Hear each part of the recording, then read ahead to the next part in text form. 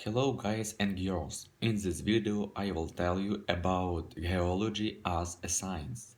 Geology is a branch of earth science concerned with both the liquid and solid earth, the rocks of which it is composed and the processes by which they change over time.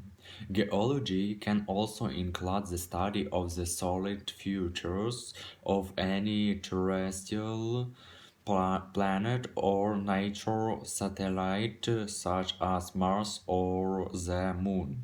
Modern geology significantly overlaps all other earth sciences, including hydrology and the atmospheric sciences, and so is treated as one major aspect of integrated earth system science and planetary science.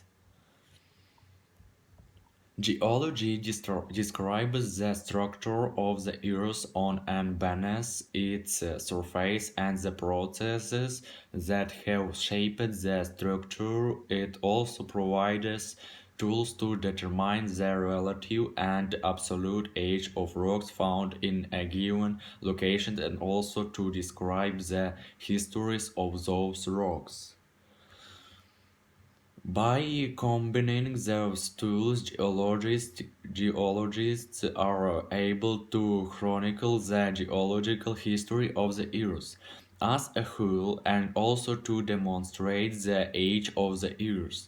Geology provides the primary evidence for plate tectonics, the evolutionary history of life, and the Earth's past climates.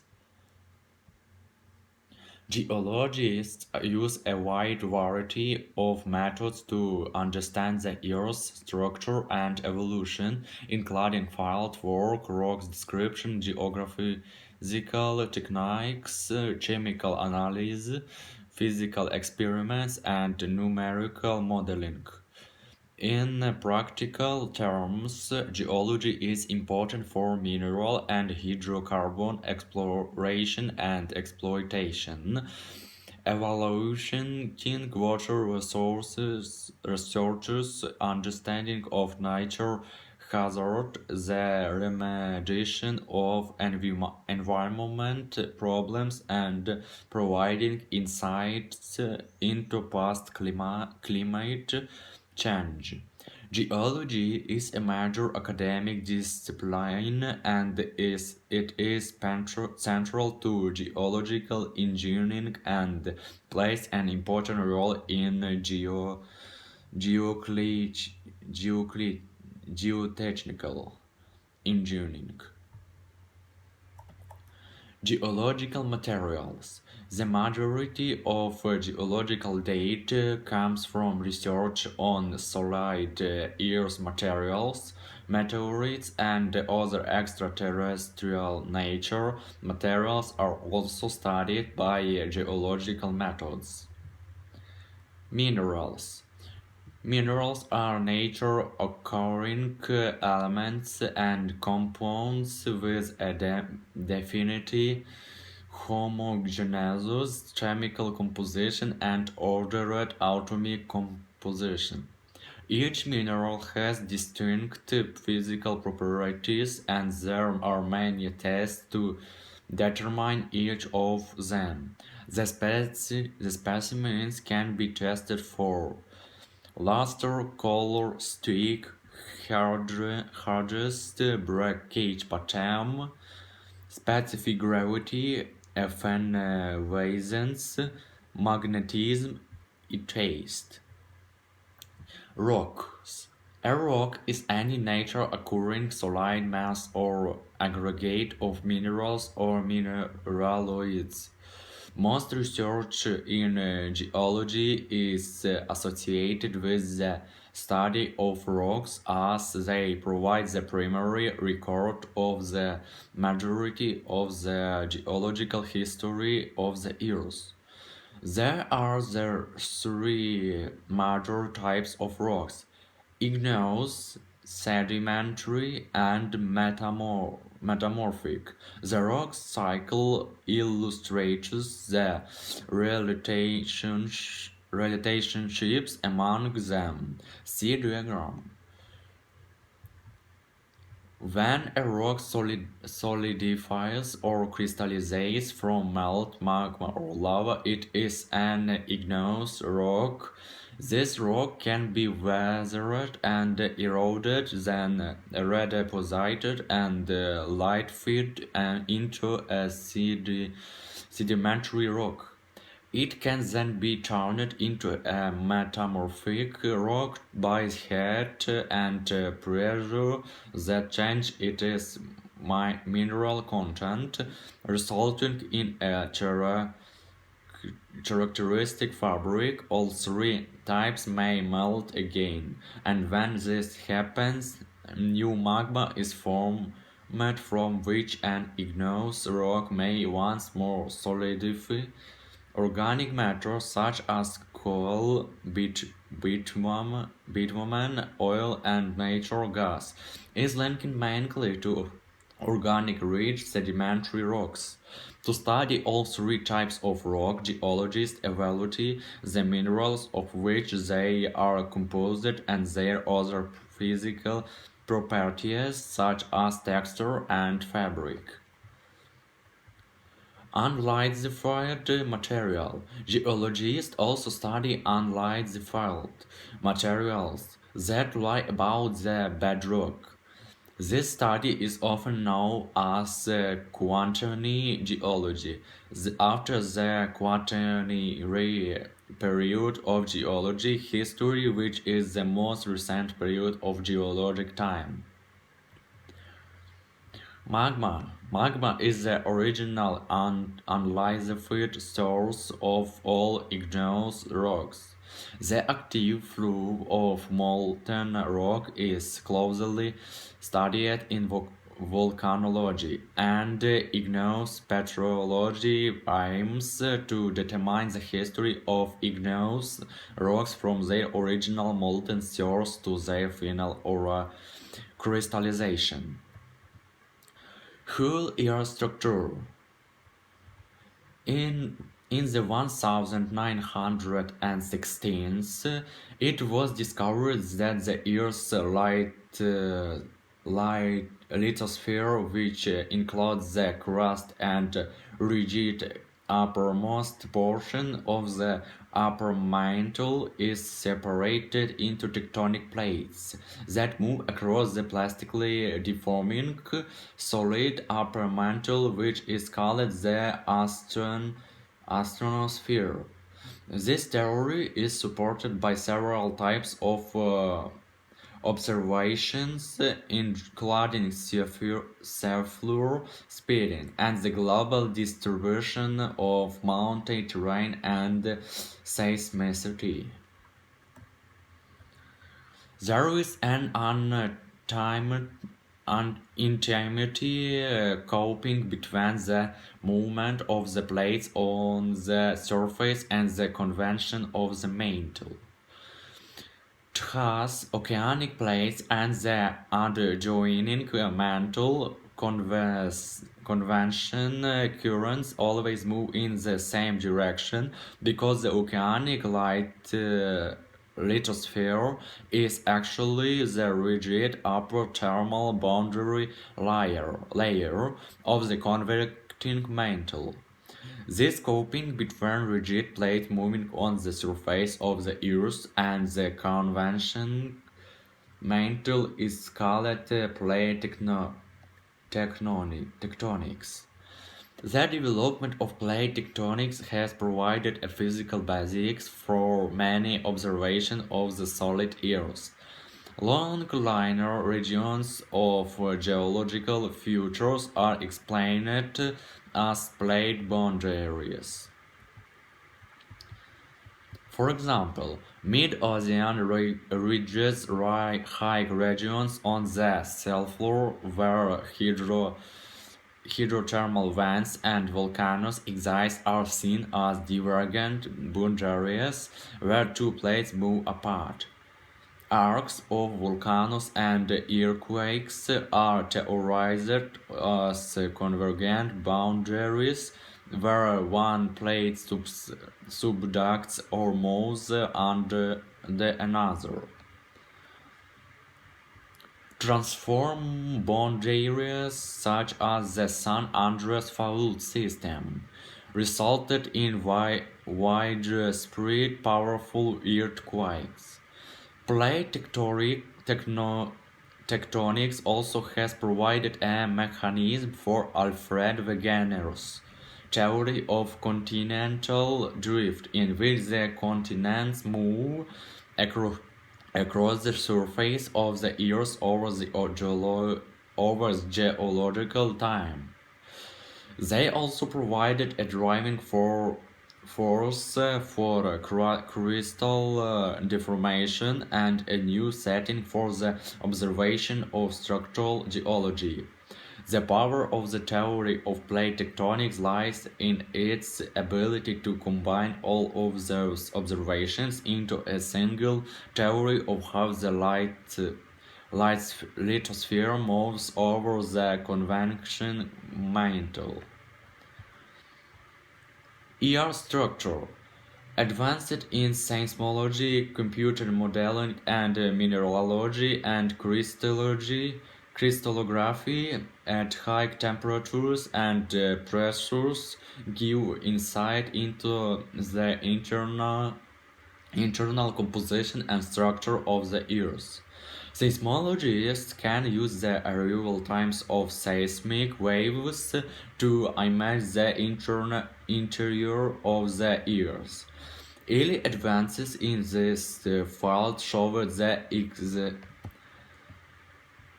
existence of a liquid outer core and a dense solid inner core.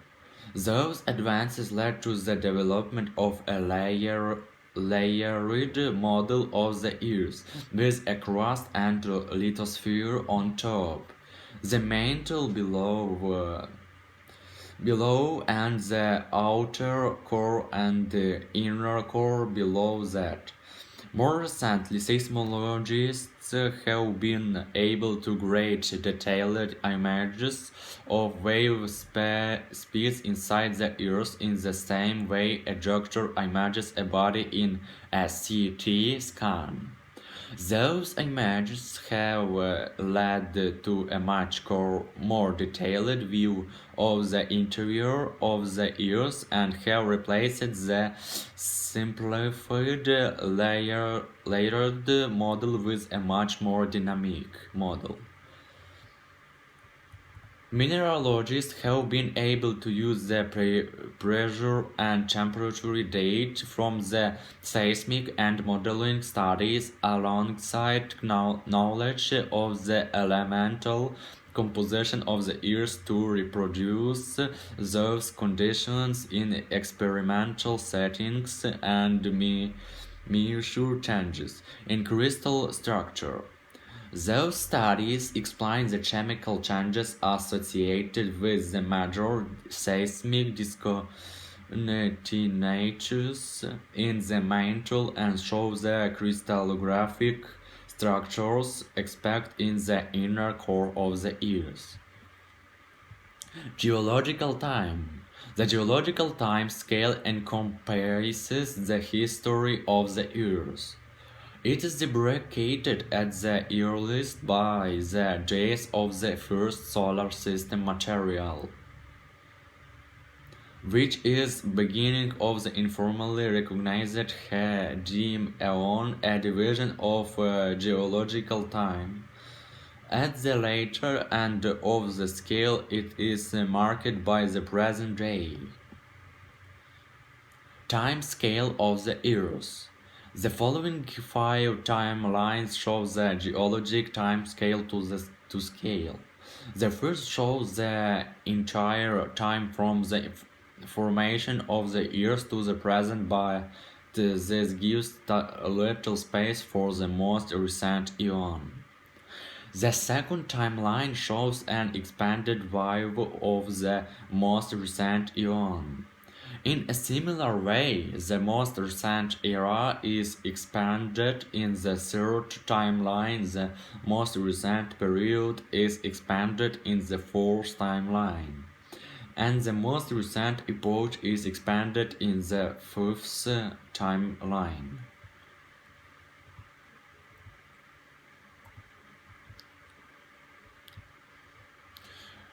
Dating methods. Relative dating. Methods for relative dating were developed when geology first emerged as a natural science. Geologists still use the following principles today as a means to provide information about geological history and the timing of geological events. The principle of uniformitarianism states that the geological processes observed in operations that modify the Earth's crust at present have worked in much the same way over geological time.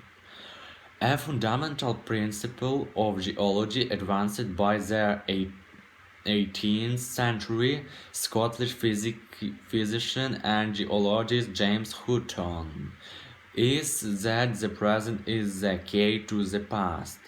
In Hutton's words, the past history of our globe must be explained by what can be seen to be happening now.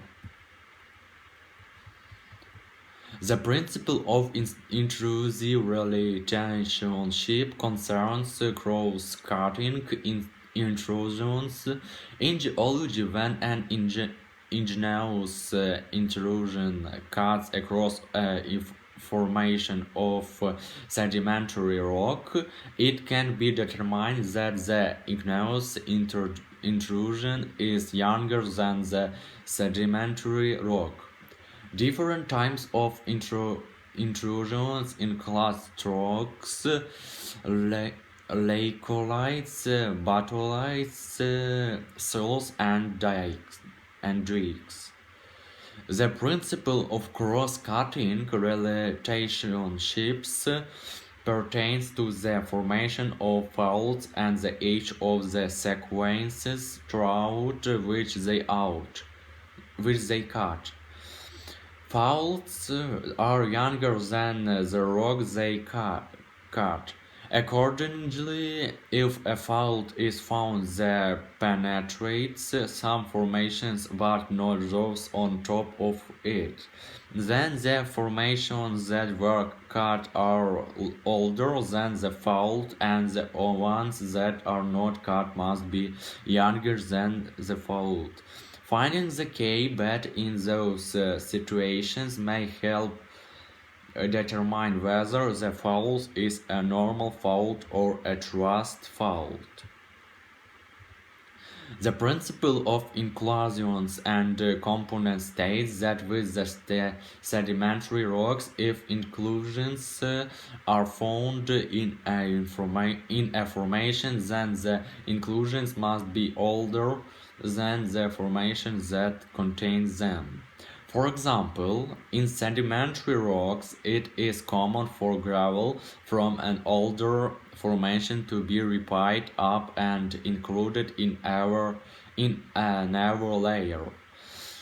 A similar situation with igneous rocks occurs when xenolites are found. Those foreign bodies are picked up as magma or lava flow and are incorporated later to cool in the matrix. As a result, xenolites are older than the rock that contains them. The principle of original horizontality states that the deposition of sediments occurs as essentially horizontal beds. Observation of modern marine and non-marine sediments in a wide variety of environments support this generalization. this generalization. The principle of superposition states that a sedimentary rock layer in a techno- tectonically undisturbed sequence is younger than the one beneath it and older than the one above it. Logically, a younger layer cannot slip beneath a layer previously deposited. This principle allows sedimentary layers to be viewed as a form of the vertical timeline, a partial or complete record of the time elapsed from deposition of the lowest layer to deposition of the highest bed. The principle of faunal succession is based on the appearance of fossils in sedimentary rocks. As organisms exist during the same period throughout the world, their presence or absence provides a relative age of the formations where they appear. Based on principles that William Smith laid out almost 100 years before the publication of Charles Darwin's theory of evolution, the principles of succession developed independently of evolutionary thought. The principle becomes